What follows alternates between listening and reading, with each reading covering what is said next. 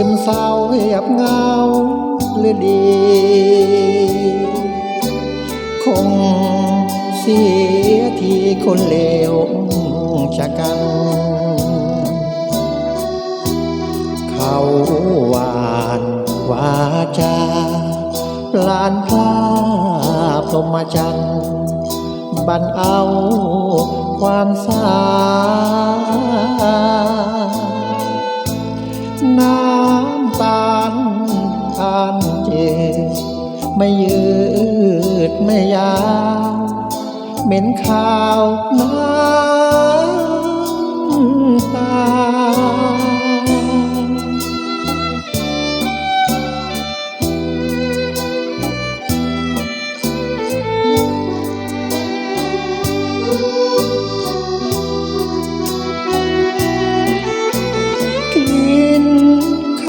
ปลาเสียบ้างก็ได้คนห่วงใยอยู่ไกลบางอ่อนยัง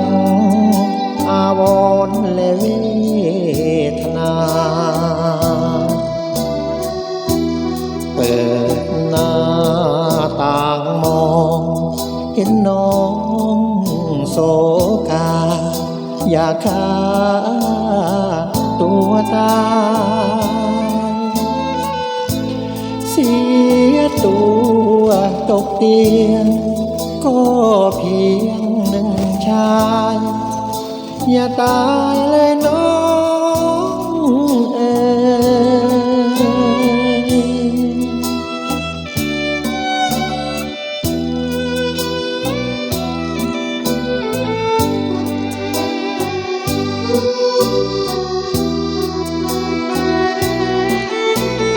ยาย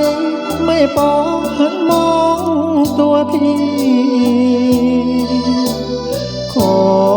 ยพักดีเจ้านี้มาก่อน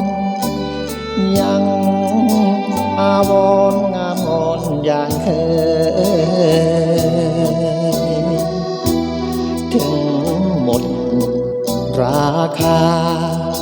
พี่ไม่ว่าเลยไม่เคยย่อท้อลูกเจ้าในท้อง